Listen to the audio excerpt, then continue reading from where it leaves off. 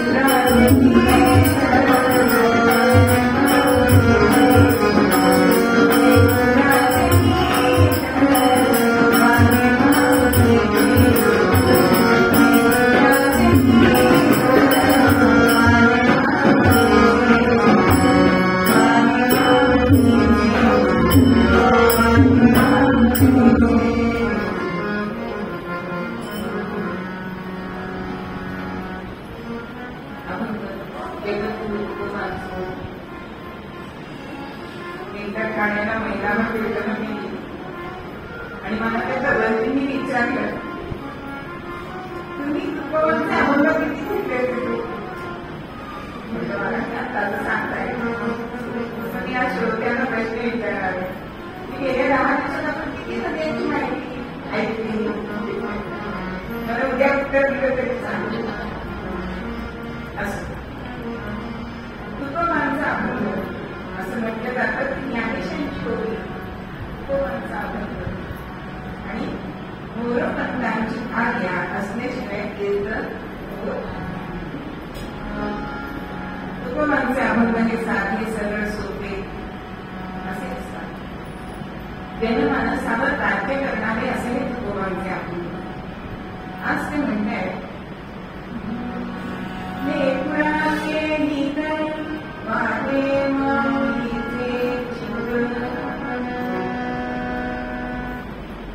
आई आणि लेकरू हे नातच असं वेगळं आहे ते आपण वेगळं करू शकत नाही.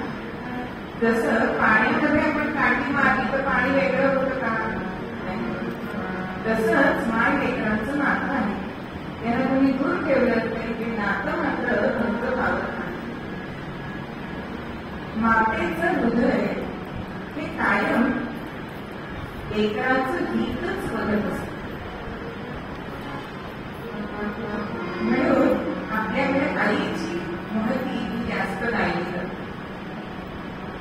कारण असं म्हणताय की बापाचे ऋण फिटे काशी गेले, पण आईचे ऋण न फिटे काही केले. आईचं ऋण कसं आपल्यावर असतं की ते आपण फेडू शकत नाही. म्हणून आजकाल आपल्याकडे अशी पद्धत निघाली की आईला मम्मी म्हणायची. पण तेच लागले तर मम्मी हा शब्द येतो का? आई ग असंच येतो ना, कारण ते आचार्याचं नातं. जर एखादा ठिकाणी आपल्या दारावर आला, हो माडीवरची माय असं म्हणतो, माडीवरचे बाबा असं म्हणत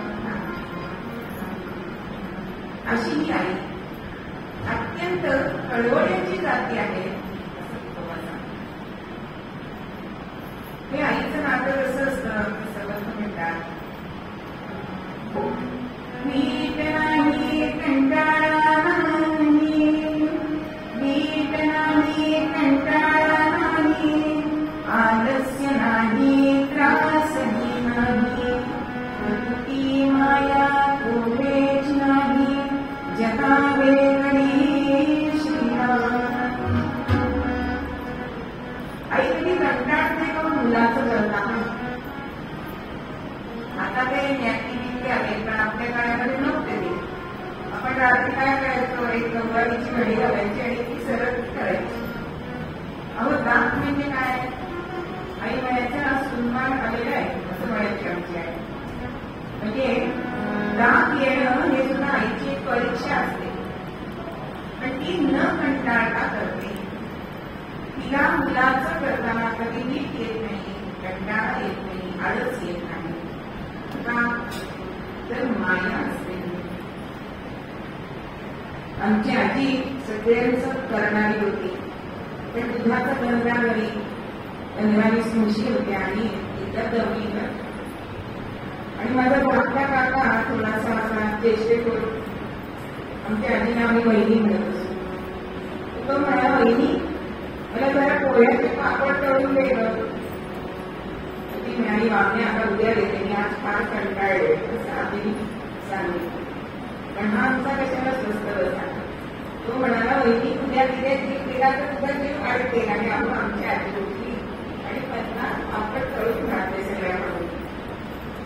म्हणजे कितीही कंटाळा आला असता तरी आई त्याला बाजूला चालत नाही. ही गोष्ट आपल्या मुलासाठी करतेच करते. म्हणून ही आई श्रेष्ठ सांगते. किती श्रेष्ठ आहे हो.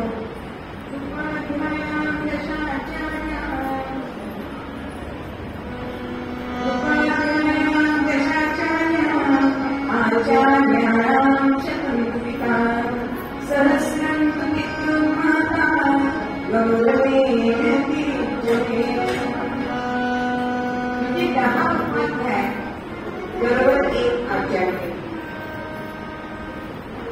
ब्रह्माचार्य शतआचार्य म्हणजे एक पिता आणि सहस्र पिता बरोबर एक माता अशी तिची गौरव केली आहे.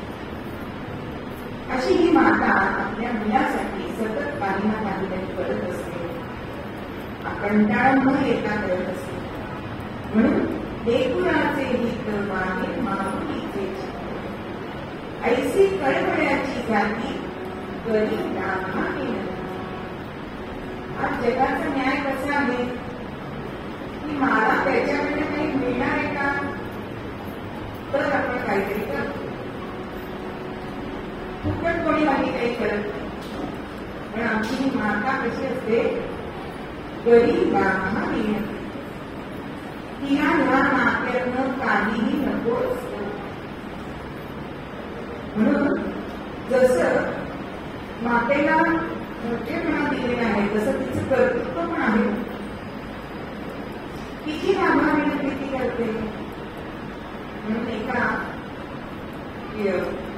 गौतम बुद्धाकडे त्यांचा शिष्य गेला आणि तो म्हणाला, एवढी काय मातेची गौरवी तुम्ही करता? अहो वडील सुद्धा मुलासाठी करतातच ना, एवढं काय काही आहे. गौतम बुद्ध म्हणाले, आपण यांना वृत्तीने सांगूया. ते बोलले नाही आणि त्याला म्हणाले, तिचा असा एवढा एका दगड. त्या शिष्याने दगड आणला आणि तो दगड एका उतरण्यामध्ये बांधला आणि त्याच्या पोटाला बांधला आणि ते म्हणाले 3 दिवस याला सोडायचं नाही, असा पोटावर ठेवायचं. त्याला म्हटले की आपण विचारताय काय आणि हे सांगताय काय? झालं, दुपार झाली, जेवण झालं आणि त्याला त्या दगडाचं ओझं व्हायला लागलं. संध्याकाळपर्यंत कसं कसं त्याने ते सावरले पोटावरती आणि संध्याकाळी गौतम बुद्धाकडे आला आणि म्हणतोय की हे तुम्ही मला बांधायला सांगितले पण हे मला काही सहन होत नाही. म्हणून तेव्हा त्याला गौतम बुद्धाने सांगितलंय की तुला 1 दिवस सुद्धा त्या पोटावर बांधून चाललं नाही. मग ही माता 9 महिने फार सोसत असते. बरं ती नुसती बसून असते का काम करत असते? कारण तुम्ही त्या बायका सांगायच्या बाळी पण सोपावर असते तर काम करा. हल्ली डॉक्टर सांगतात बेड रेस्ट घ्या आणि मग तिथे पण 9 महिने आपल्या पोटामध्ये मी आपलं बाळ वाढत असते. तिला कंटाळ आहे. म्हणजे खरंच तिचे कष्ट आहेत की नाही. आणि त्यानंतर सुद्धा जन्म झाल्यावर सुद्धा इतक्या प्रसूत वेदना तिला होत असतात. पण ज्यावेळी बाळाचा त्यांना ऐकते तेव्हा तीच आनंदाने डॉक्टरांना विचारते काय झालं. म्हणजे बाहेरच्यांना खरं म्हणजे उत्सुकता असते, मुलगा पण मुलगी, पण जे काही झालंय ते मला बघू द्या. त्याला बघितल्यानंतर ती आपल्या प्रसूत वेदना विसरते आणि पुढचा त्याला विचारते की मी याला घडवू कसं, त्याला वाढवू कसं, त्याचं पालन पोषण कसं करू. बाळाला वाढवताना सुद्धा आई तिचं अनुसंधान त्या मुलापाशी असतं. तेव्हा पाण्यामध्ये मुली झोपलेल्या आहे आणि आई पटापट कामं बोलते. पूर्वीचा दृष्टांत सांगते. आणि सगळ्या कामांना बायका असतात, मुलांना सांभाळायला सुद्धा. पण आमची आई म्हणते तुम्ही स्वतः मुलाला वाढवणं आणि त्या बाईकडनं वाढवून घेणं याच्यामध्ये खूप फरक आहे. आणि त्या पाण्यामध्ये मूल थोडं म्हणायला लागतं, जातं व्हायला लागतं. म्हणून मी आई काम करता करता मध्ये झोपा आणि पटापट कामाची गती वाढवते. ते अर्थ कुठला ते आपल्याला काम करता येणार नाही. पण जेव्हा तो आकांत म्हणतो तेव्हा हातातलं काम सोडून आई जातं. अशी आई असते. तिचं सगळं लक्ष हे आपल्या बाळापाशी असतं. ते घाण फिरते आकाश ही बाहेर जरी गेली, मुलं मोठी झाली तरी पण तिचं लक्ष हे आपल्या मुलांकडेच असतं. म्हणून आपल्या भारतीय संस्कृतीमध्ये असं म्हटलेलं आहे की स्त्री ही क्षणाची पत्नी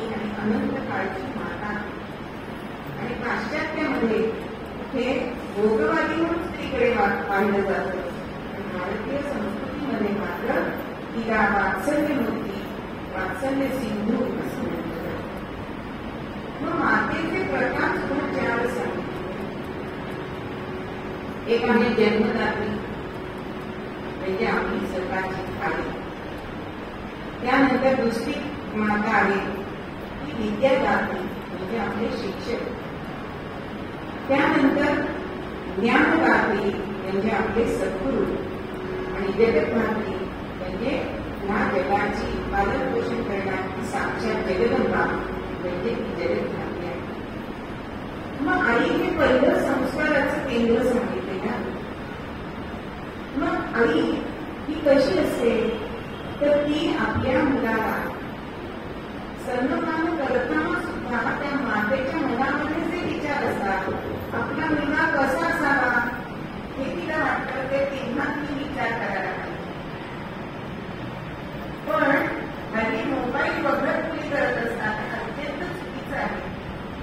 हे पण तिकडचं कोणी सांगितलं ना परदेशात की ते आपण सांगू शकणार नाही. पण मुलाला घडवण्याचं काम ही आई तेव्हापासूनच करत असते. म्हणजे जसं एखाद्या कारखान्यामध्ये भांड्यांना आपण कारखान्यात गेलो की भांड्याची काळी पेंढरी दिसतात ना, दिसत नाही. पण ज्या वेळेला त्यांना बर्निंग केलं जातं, पॉलिश केलं जातं, त्याच वेळी ती वापरण्याचे योग्य देखील होतात. पण ही माता हेच कार्य करत असते.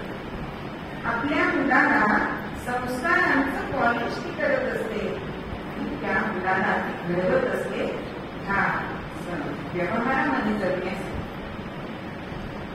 तिच्या ह्या नात्यामध्ये व्यवहार नसतो, ती अपेक्षा नसते.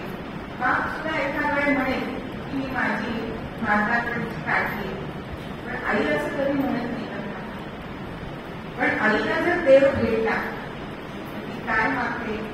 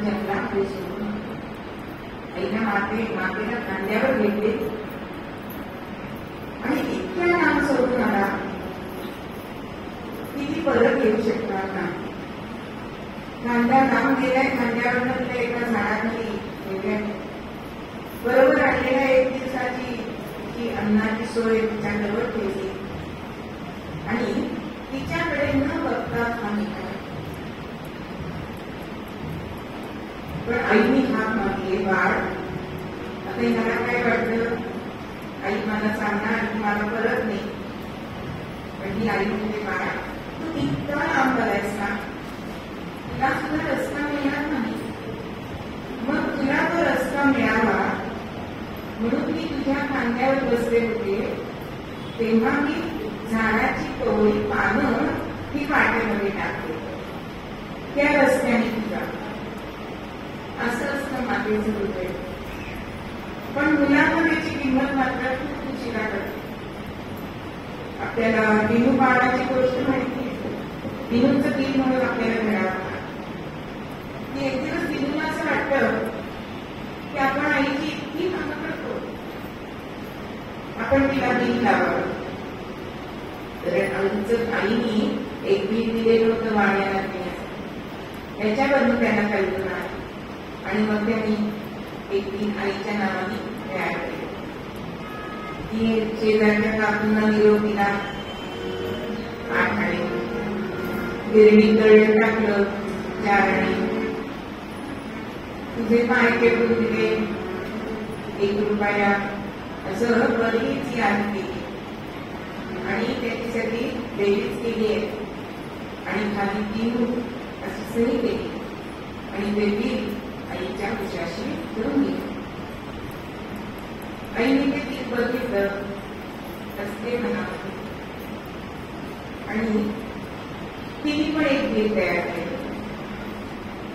तिने सांगितलं की काय जन्मदिना बिल शिवले, लहानपणी गोबर झाला, रात्र जागले, बिल शिवले, त्यानंतर दात आले, सुळे आले, त्यांची शिवशिव काढली, बिल शिवली.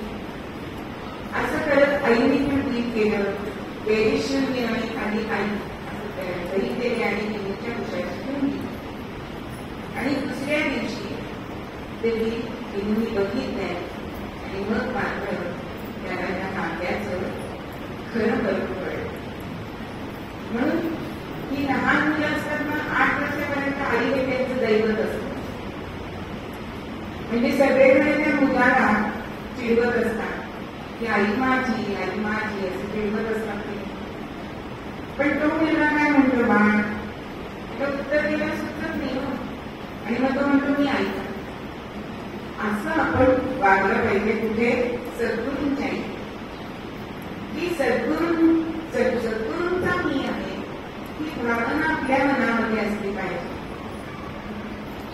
व्यवहारामध्ये वागताना सुद्धा आईला इतका मान म्हणून आपल्या संस्कृतीमध्ये मातृदेवो भव असते. आज आता आपल्याकडे सगळे डे साजरे करायची पद्धत आहे, पण आपल्या संस्कृतीने काय सांगितलंय, दररोजच करावं मातेला नमस्कार. एक दिवस करून भागणार नाहीये. आज सगळ्या प्रकारचे डे असतात, पण हे डे साजरे करण्यासाठी ते संस्कार केले जातात. ते संस्कार केंद्र म्हणजे आमची माता. ही माता जशी आपली व्यावहारिक जननी जन्मदात्री आहे, तसे शिक्षक सुद्धा आपले अगदी आपण शाळेत असताना आजही आपले शिक्षक द्यायचे तर आपल्याला धन्यता वाटते. पण हल्ली शिक्षकांच्या खांद्यावर हात ठेवून मुलं जातात का कॉलेजमध्ये, असं हे नातं बदललं. त्यानंतर सद्गुरू माऊली सांगितले की ते आत्मज्ञान देते म्हणून तिला सद्गुरू माऊली असं म्हणते.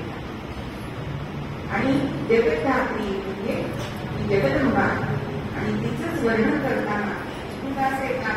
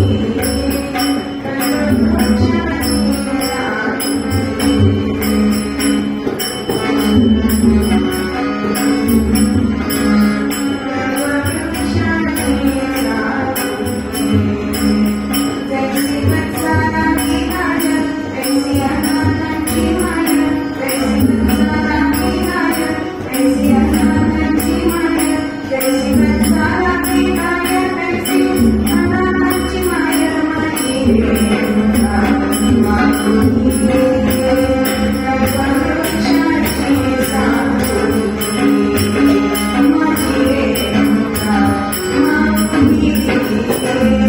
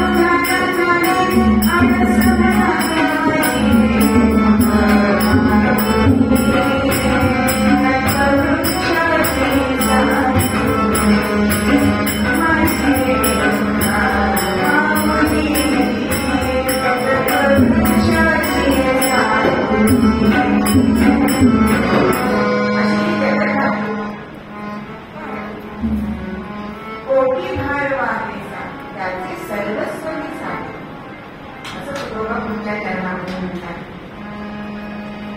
म्हणजे कोटामध्ये तर ती त्याला वागवतेच, पण पुढे सुद्धा त्याचे सर्वस्व ती सांगते.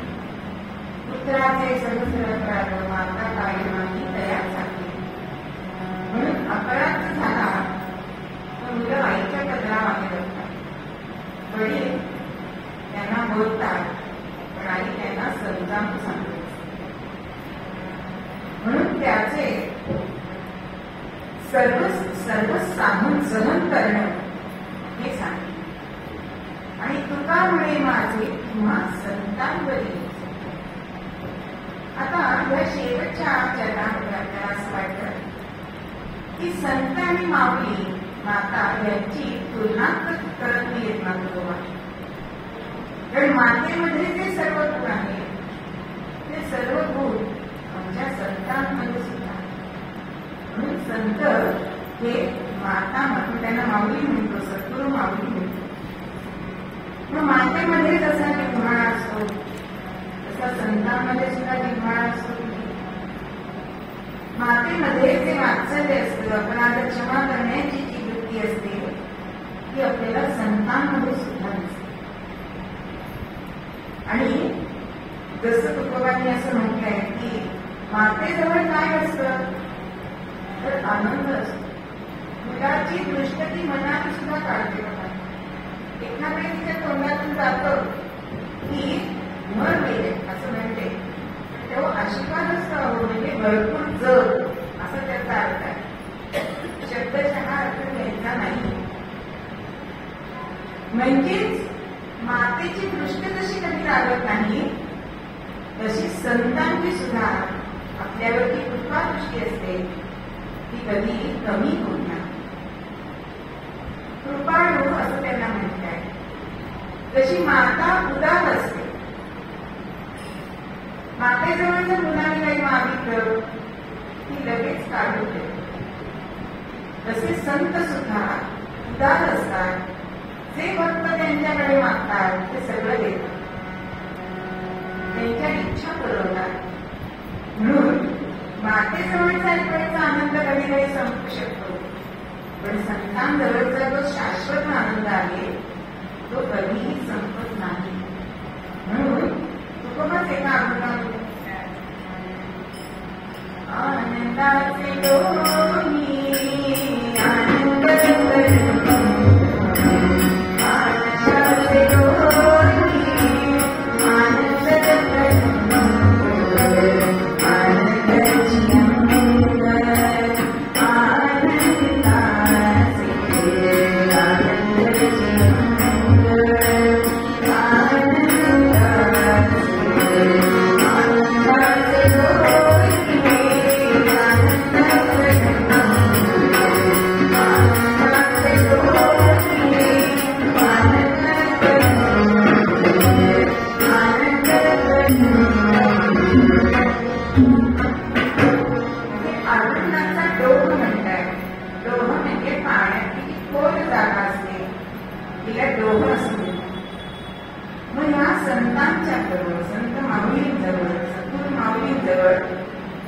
हा आनंदाचा ठेवा असतो.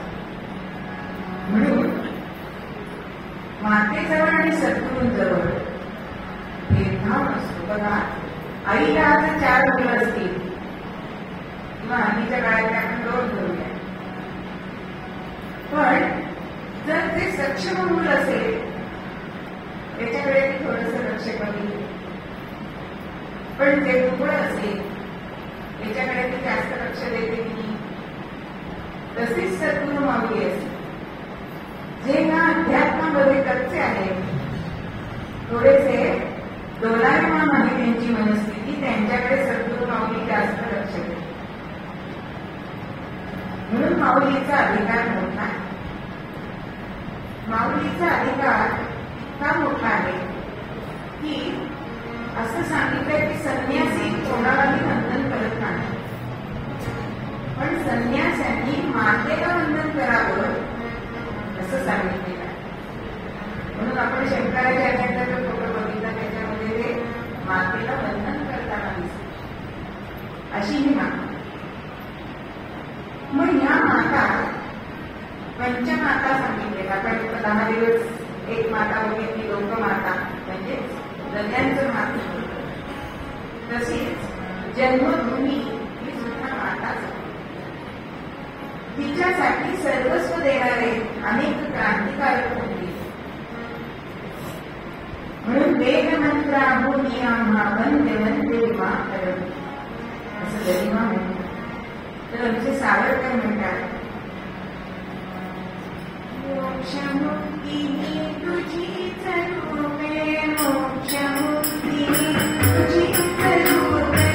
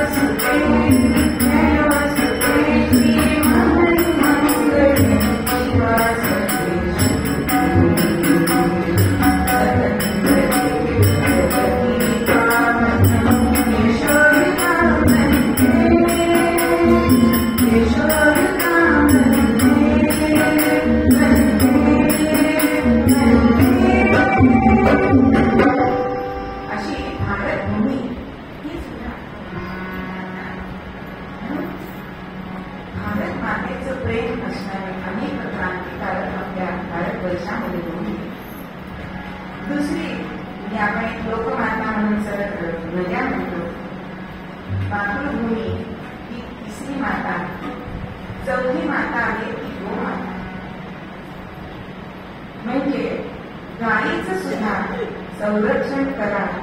गाईला, गाई म्हणजे आपण बऱ्याच लौकिक कीर्तनामध्ये गाईचा महिमा खूप सांगितलेला आहे. पण हो माता तिला आपण म्हणतो, तिची हेळसांड करायची नाही. ती जरी तू ते नशी झाली, आकड झाली तरी तुला कसायाकडे द्यायचं नाहीये. अशा गोमातेचं सुद्धा आपण संरक्षण करायचं. आणि 5वी माता आहे ती गीता माता. कारण ही गीता माता जी आहे ती आपण जगामध्ये कसं वागावं हे शिकवणारी, हे ज्ञान देणारी अशी ही गीता माता. म्हणून असा एक ग्रंथ आहे की तिचा वाढदिवस केला जातो. अख्ख्या जगभरात गीतेसारखा दुसरा धर्मग्रंथ नाही. म्हणून नेहमी मला असं वाटतं की आम्ही जेव्हा परदेशामध्ये टूरला गेलो होतो, तिथे असं आपण काही राहिलं नाही ना म्हणून बघतो. तर मी इतक्या प्रेरणाचा टॉवर खूप बघितला. तर त्याच्यामध्ये मला असं वाटलं ह्या सफेमध्ये असते. पण मग दुसऱ्या आठवड्यामध्ये गेल्यानंतर असं वाटतं बघूया बरं ह्याच्यात आहे का, इथे असं वाटते इथे पण होतं. मग माझ्या मनात असा विचार आला की आपल्याकडे अशी गीता का ठेवत नाही. अहो समोर दिसली तर ती उडून बघण्याची इच्छा होईल ना. म्हणून ही गीता माता ही सुद्धा श्रेष्ठ सांगितलेली आहे. कारण तिच्यामध्ये इतकं सामर्थ्य आहे की आपलं व्यवहारातलं ज्ञान, आपण वागायचं कसं, बोलायचं कसं, हे सगळं गीता माता शिकवत असते. म्हणून ह्या पंचमातांचा आपण आदर केला पाहिजे. मग फक्त मातृदिनालाच आईला वंदन न करता आपल्या संस्कृतीने सांगितलंय की दररोज मातेला वंदन करायचं. कारण आज आपण कितीतरी मातांचा अपमान करतोय असं मला वाटतं. पहिली म्हणजे आपली भूमाता. तिच्यावर आपण इतका केर कचरा टाकत असतो, फुंकत असतो. म्हणजे जिन्यातनं गेलं ना तर तिथे प्रतिमा लावलेल्या असतात तरी सुद्धा लोक फुंकत असतात. तर हे भूमातेचा अपमान आहे. तो आपण करता कामा नये. दुसरी म्हणजे सरस्वती माता, तिचा सुद्धा अपमान होतोय. बघा, घरामध्ये ज्येष्ठ माणसं गेली की त्यांची जी पुस्तकं साठवलेली असतात ती पुढच्या पिढीला नकोशी होतात आणि मग ते गर्दीमध्ये देतात. म्हणजे हा सरस्वती मातेचा अपमान. रस्त्यावरती कितीतरी कोरी तरतरी पुस्तकं निम्म्या किमतीमध्ये घेऊन बसलेले आपल्याला दिसतात, पण जे त्यांना विकतात आणि त्याची रद्दी म्हणून केली जाते, हा सरस्वतीचा अपमान. आणि लक्ष्मी मातेचा सुद्धा अपमान केला जातोय.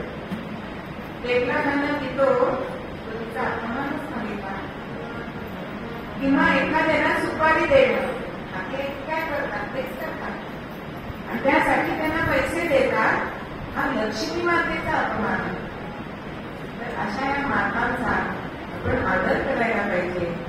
तो आपल्या हातून होत नसेल तर त्याच्याबद्दल आपण विचार करायला पाहिजे आणि ह्या संतांना आपण शरण द्यायचे. कारण तुकोबा म्हणतायत की तुका म्हणे माझे तुम्हा संतांकडे. एकदा का आपण त्यांच्यावर भार टाकला ना की आपल्याला चिंता नसते. बघा, आपण बायका जेव्हा घरी काम करत असतो, संसार चालवत असतो, तेव्हा दररोज विचार येते मनामध्ये, आज भाजी काय करायची, काय करायचे, 4 माणसांना रिका पप्पाला काय करायचे. पण इथे आहे का म्हणजे चिंता? वाढत करायचं, वाढत करायचं. डोक्याला चिंता नाही की भाजी करायची, किती माणसं जेव्हा करणार आहेत, फक्त काय डोक्याला. आपला भार आपण सगळ्या संतांवर टाकला की संत तो भार निघतात. फक्त मातेच्या हृदयाने ते आपल्याकडे बघत असतात. आपण मात्र त्यांची माया ओळखाकडे कमी पडतो. म्हणून तुकोबा असं म्हणताय की लेकुराचे गीत जाणे माऊलीचे. मग ही माऊली सतत मुलाचा विचार करत असते, तसे सद्गुरू सुद्धा आपल्या भक्तांचा विचार करत असतात, त्यांचे दडीवाट पोट पोरत असतात. म्हणून इच्छा झाली की बरेच दिवसात पिठलं पाहिलं नाव त्या दिवशी पिठलंच असतं. मग आपण म्हणतो की महाराज किती आमच्या इच्छा करतात आणि डाळच एक घेऊ. मग अशा सद्गुरूंना आपण शरण जायला पाहिजे. आपला सगळा भार त्यांच्याकडे टाकायला पाहिजे, तर ते सगळं निर्विघ्न पार करतात. जसं आई मुलासाठी करते तसे संत आपल्या भक्तांसाठी करत असतात. म्हणून या अभंगामध्ये संत आणि माता अशी तुलना नव्हे तर सगळ्यातलं साम्य तुकोबा आपल्याला सांगतात आणि ते साम्य बघायची दृष्टी आम्हाला मिळाली म्हणून तुकोबा आपल्याला सांगतात.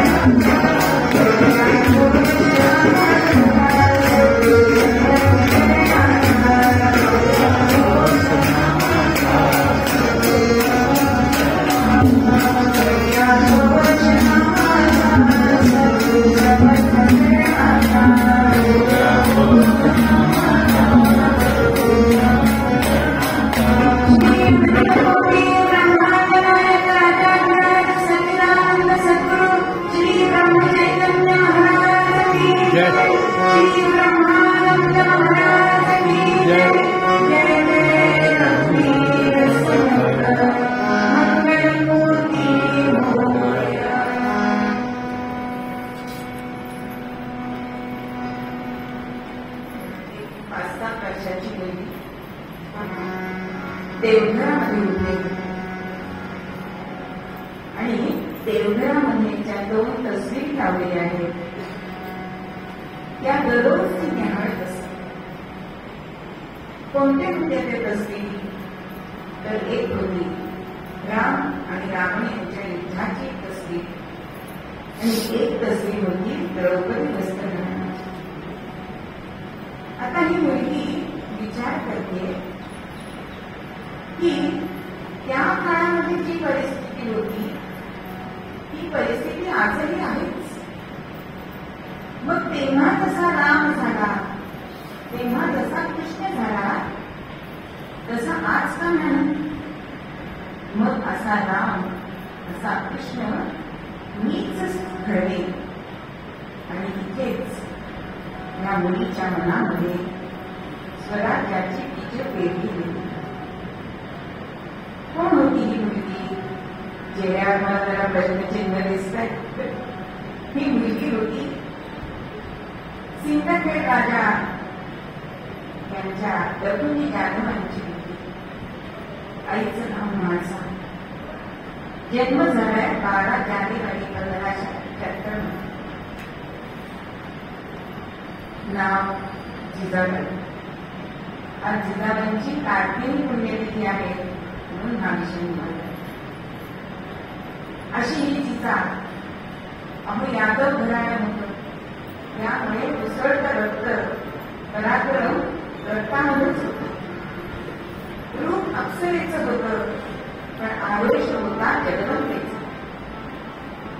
लहानपणीच भावांबरोबर 4 भाऊ होते. भावांबरोबर सगळं शिक्षण घेतलं. शस्त्र कशी चालवायची, भाला केक कसा करायचा, घोड्यावरून घोडदौड कशी करायची, हे सगळं शिक्षण लक्ष्मींनी ह्या जिजाला दिलं. शिवाय संस्कृत, हिंदी, उर्दू, फारसी, तेलुगू अशा अनेक भाषा त्यांना त्यांच्या आईने शिकवल्या. आणि ही जिजा मोठी झाली. योग्य अशी वयाला आले आणि विवाह झाला. कोणाशी झाला?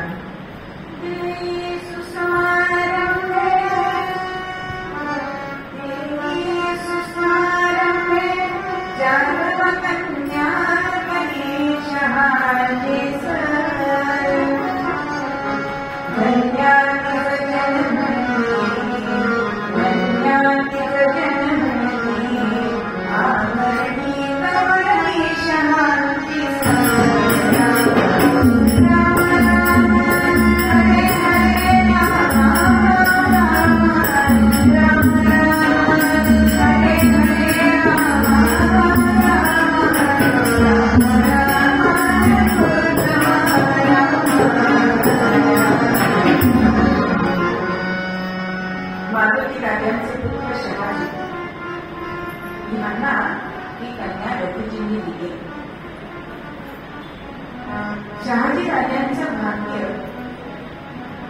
कवी वर्णन करतात. जशी चंपका फुले फुलजाली, जशी चंपका फुले फुलजाली, तशी नावली हो कयामी जिजाई, तशी नावली हो कयामी जिजाई, जिजाई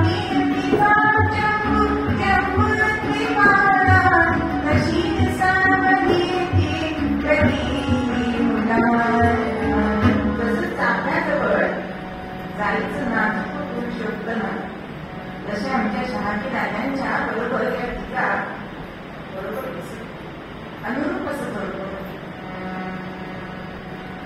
पत्नी चांगली मिळणारे भाग्य आहे आणि ते भाग्य आमच्या शहाजी राजांना मिळाले. त्यांच्या मनामध्ये जे स्वराज्याचे जे मनोदय होते त्याला खतपाणी घालणारी अशी आमची ही टीका. पुढे योग्य वेळामध्ये जिजाबाईंना दिवस राहिले. मोठा पुत्र झालाय, त्याचं नाव संभाजी. त्यानंतर 4 पुत्र झाले, म्हणजे अल्पायुषी. आणि एक दिवस, कारण असं होतं, वडील निजामशाहीमध्ये होते, भाऊ निजामशाहीमध्ये होते आणि पती आदिलशाहीमध्ये होते. ही जिजा असं मला म्हणायची की हे राजे आमचे नाही, पण तरी सुद्धा आपण त्यांची चाकरी का करायची, का त्यांना आपण उत्तर देऊ शकत नाही. आपल्या मंडळामध्ये एवढा जोर आहे, पण सगळेजण त्यांचं दास्य का करतात. आणि आदिलशाही सोडून जेव्हा शहाजीराजे निजामशाहीमध्ये गेले तेव्हा निजाम सुद्धा घाबरलाय की हे सासरे आणि जावई जर एकत्र आले तर आपलं काही खरं नाही. म्हणून या निजामाने काय केलं की हत्ती पिसाळवलाय आणि जाधव आणि भोसल्यांमध्येच युद्ध सुरू झालं. त्याच्यामध्ये एक अणू मारला गेलाय आणि तीर मारला गेलाय. जिजाऊ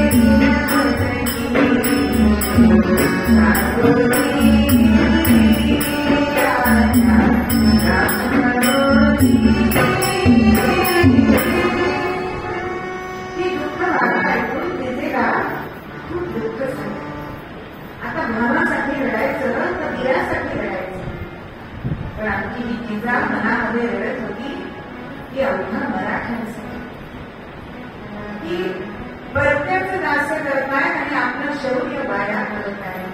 म्हणून त्रास होतो. एक दिवस शहाजीराजे युद्धामध्ये कामगिरी कृत्य करणारे आणि त्यांचं स्वागत करण्यासाठी जिजा त्यांना औक्षिण्य करते आणि पती पत्नींचा संवाद होतोय.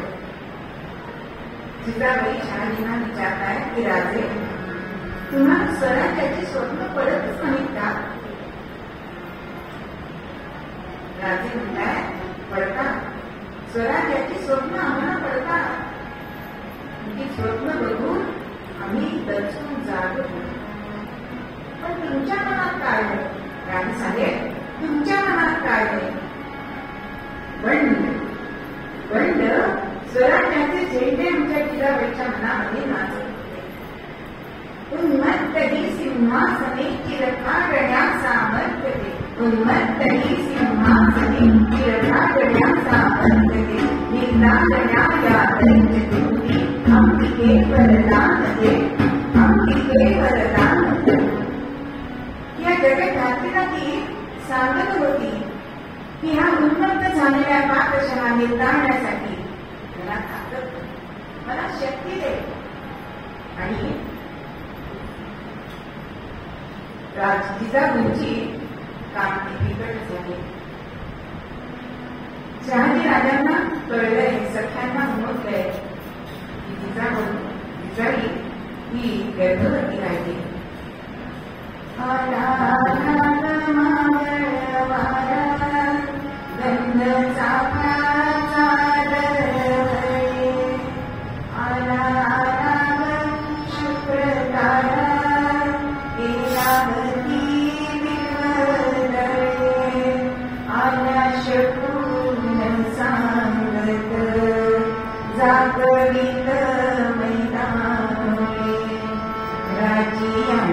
जिजाऊंना पाहिला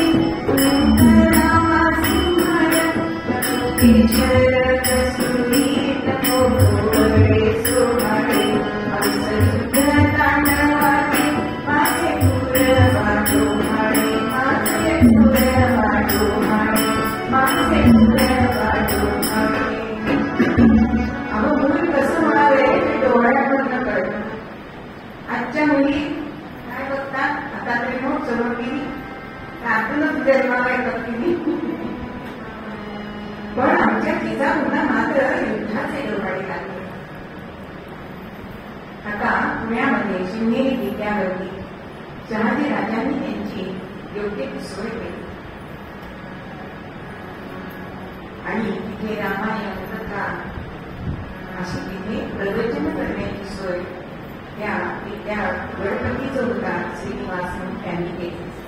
आपली मुलगीच बाळंपणाला यायची अशी दैर्यता तयार केली. ती दररोज शिकारीच्या दर्शनाला जाते. तिची करुणा मागते की मला असा पुत्र दे की जो स्वराज्य स्थापन करेल. आणि खरंच त्याच वेळेला सिद्धिगाई गर्भवती असताना लखुजी जाधव आणि त्यांचे मुलगे ते निजामाकडे गेले असताना ज्या पोलिसात करण्यासाठी म्हणून त्यांनी मानाखाली वापरल्या त्या सकासक कापल्या गेल्या. आणि ही वार्ता जेव्हा आमच्या जिजाबाईंना कळली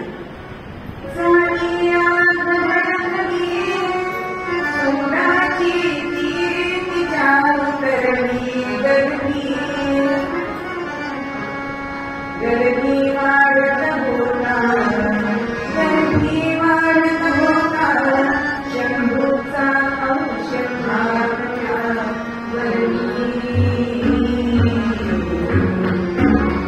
गर्भावस्थेमध्ये ही बातमी कळली आणि सुराची आग त्या गर्भामध्ये त्या पादशाहींच्या विरुद्ध तेव्हाच उतरली होता होता. वर्त्यपितिया भरपूर मास वर्त्यपितिया भरपूर मास पूर्ण झाले दिवस सायं दोन समयास धरावाने अमृते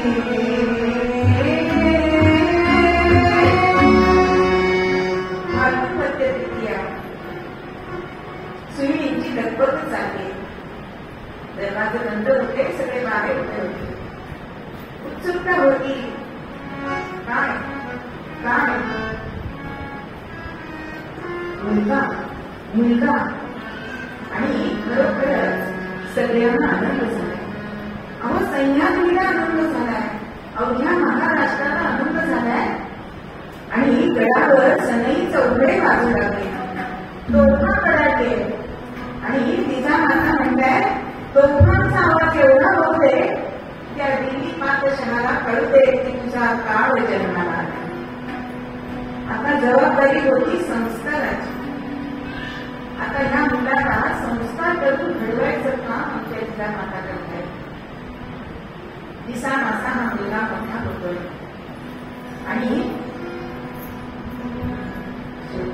पक्षीच्या हिंदू समतो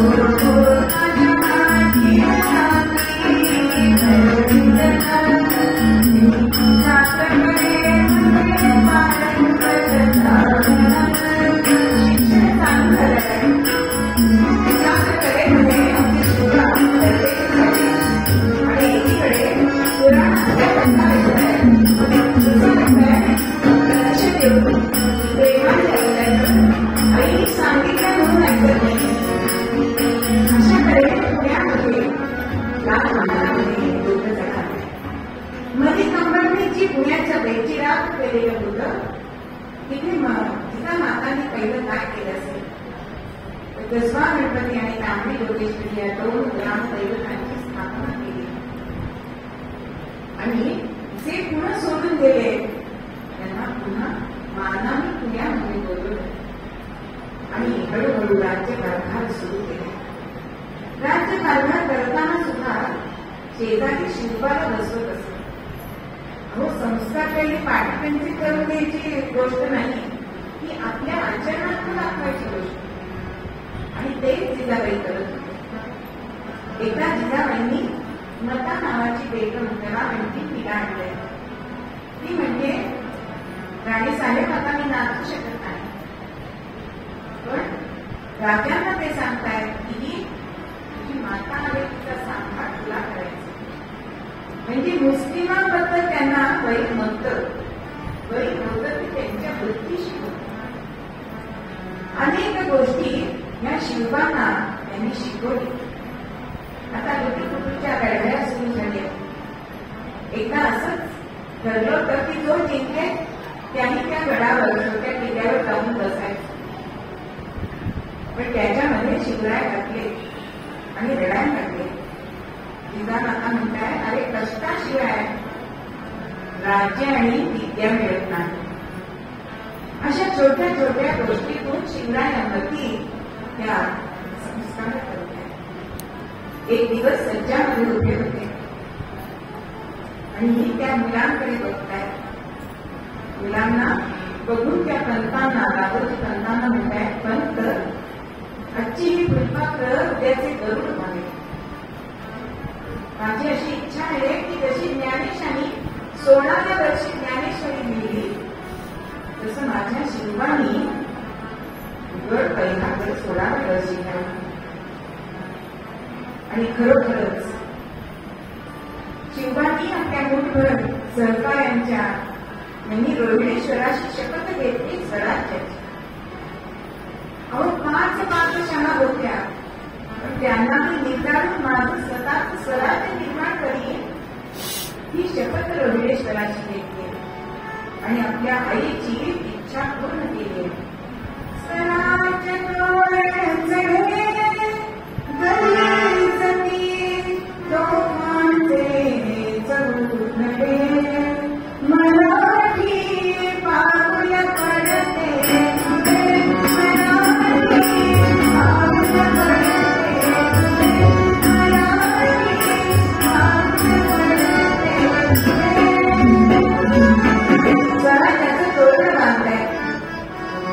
आणि शिवाजी राजांनी काय केलं, स्वराज्य स्थापनेचे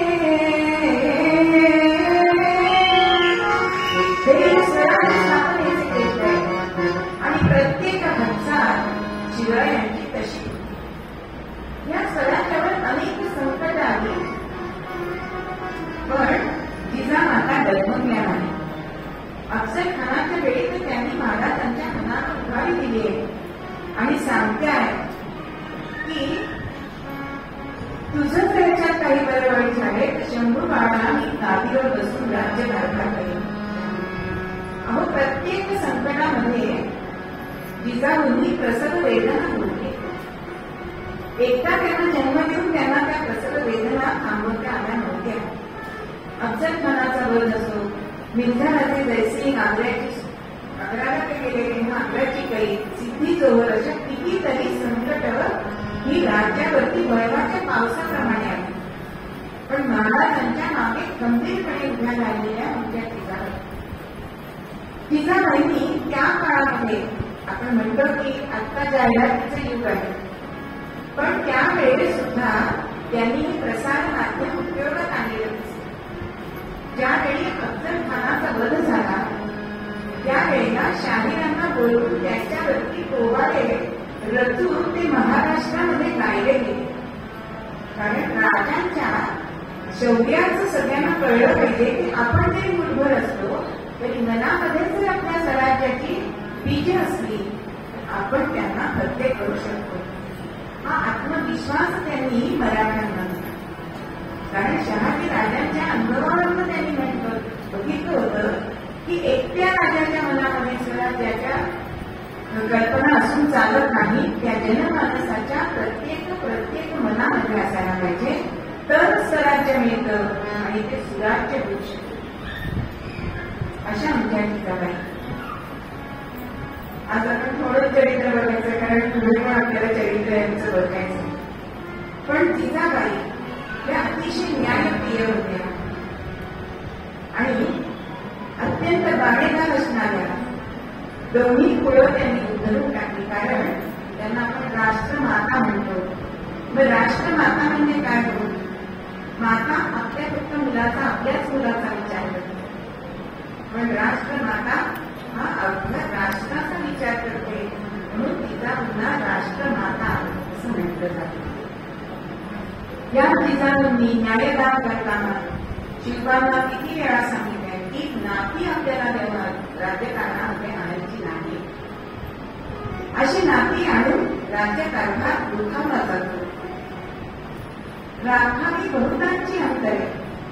अहो जिजाबाईंनी कितीतरी परधर्मात गेलेले आपले सरदार, त्यांची इच्छा होती की आपल्या धर्मामध्ये परत यायचे. मग गजाची निंदा कर, गीताची पाकर हे यवन झाले होते, पण त्यांना शास्त्रशुद्ध करून पुन्हा आपल्या धर्मामध्ये केले. ज्यावेळी युद्ध करून सरकार परत येत असत, त्यावेळेला जखमनामा म्हणून एक कार्यक्रम त्या घेत असत.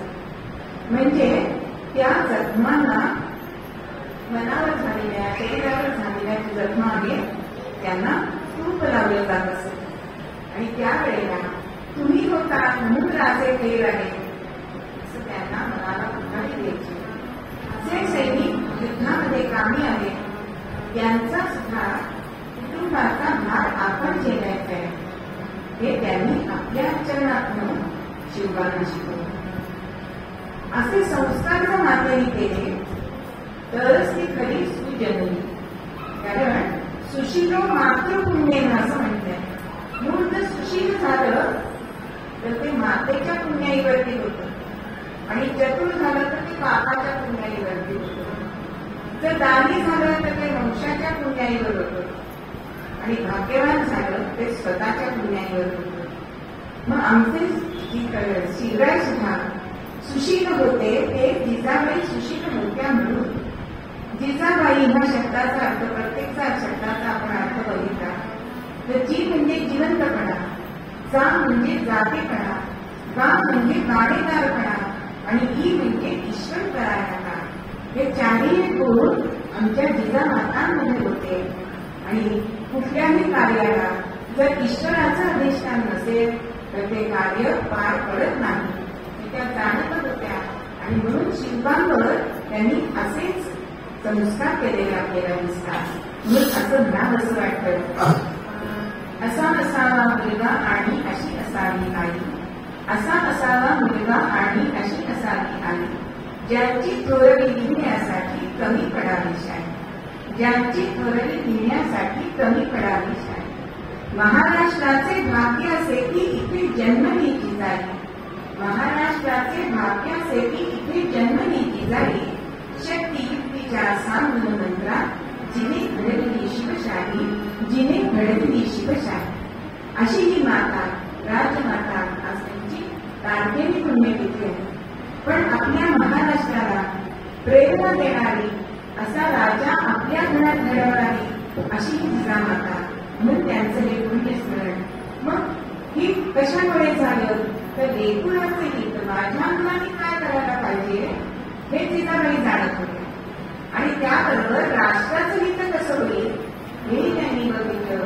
म्हणून जसं तुकोबा आपल्याला म्हणून हेच सांगतात की कधी लाभाने प्रीती, त्यांनी अवघ्या महाराष्ट्रावर लाभाने प्रीती केली.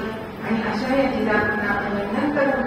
आणि मूळ पद्यामध्ये तुकोबा सांगतात त्याप्रमाणे,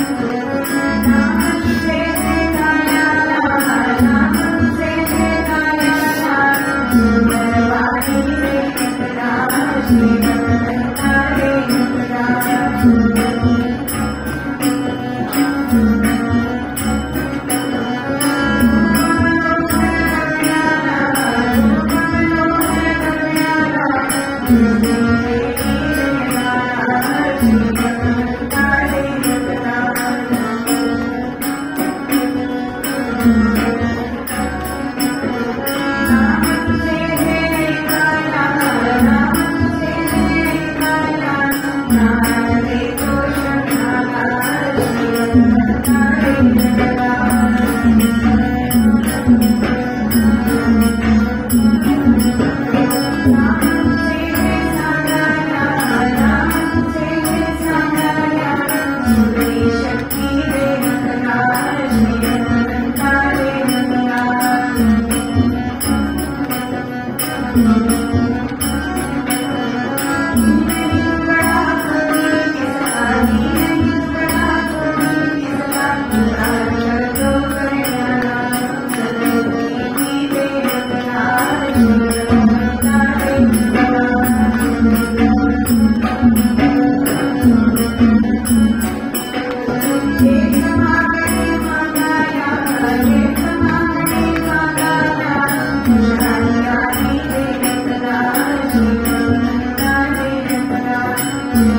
you.